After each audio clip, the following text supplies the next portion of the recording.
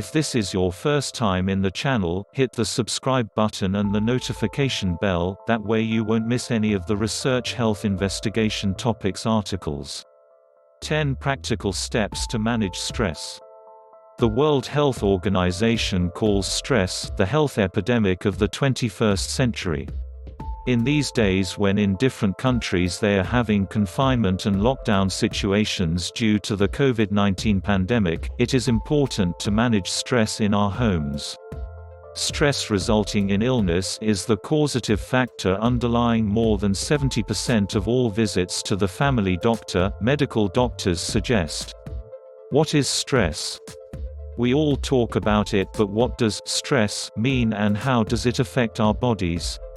Dr. Hans Selye, who first noted and described the concept of stress, defines stress as the non-specific response of the body to any demand made upon it. Stress is neither good nor bad. The effect of the stress is not determined by the stress itself, rather it is determined by how we handle the stress. Effects of stress. 1. Emergency response. The emergency response mechanism activates with a physiological change when people believe they are in physical or mortal danger. Pupils dilate, blood pressure increases, and the production of stress hormones increase. The body prepares within seconds to respond, which is known as the fight-or-flight syndrome. The adrenal glands pour out adrenaline and the production of other hormones is increased by the quickly reacting pituitary adrenal cortical system of the brain. This is a healthy, adaptive response to immediate danger, but if continually activated, this emergency response may cause a constantly higher than normal level of hormone production that can eventually cause physical wear and tear on the body.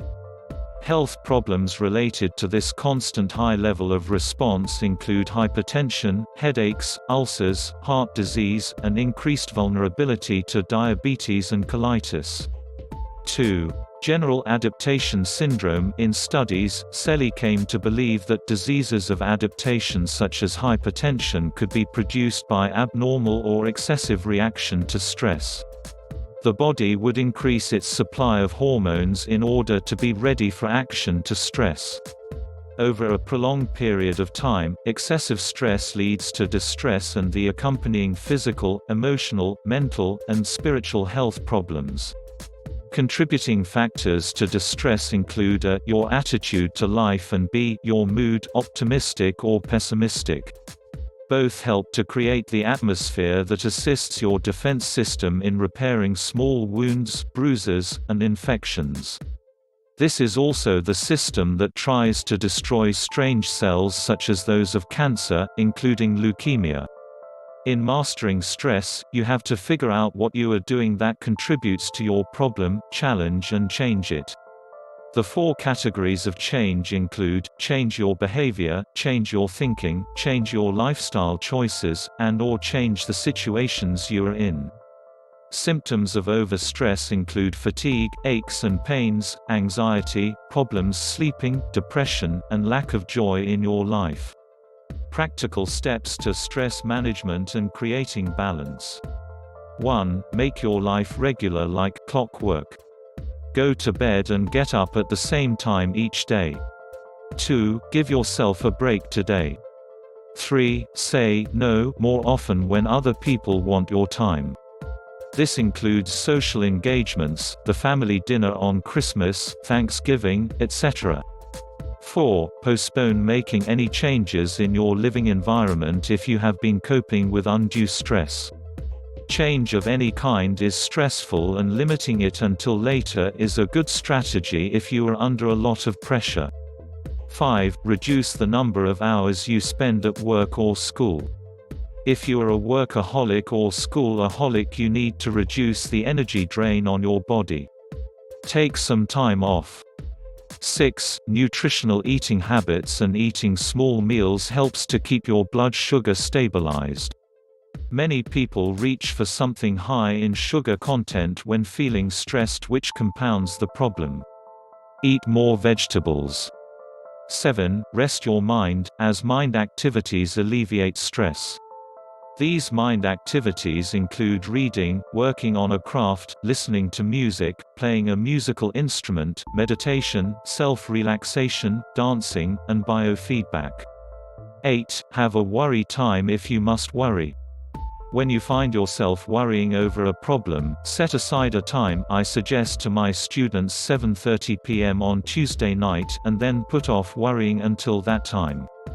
Chances are you will not even remember what you were stressing yourself about. 9. Book time for yourself. In your daily or weekly schedule, book time first for yourself and then the other activities you are involved in. Don't let anything, except an emergency, usurp your commitment to yourself.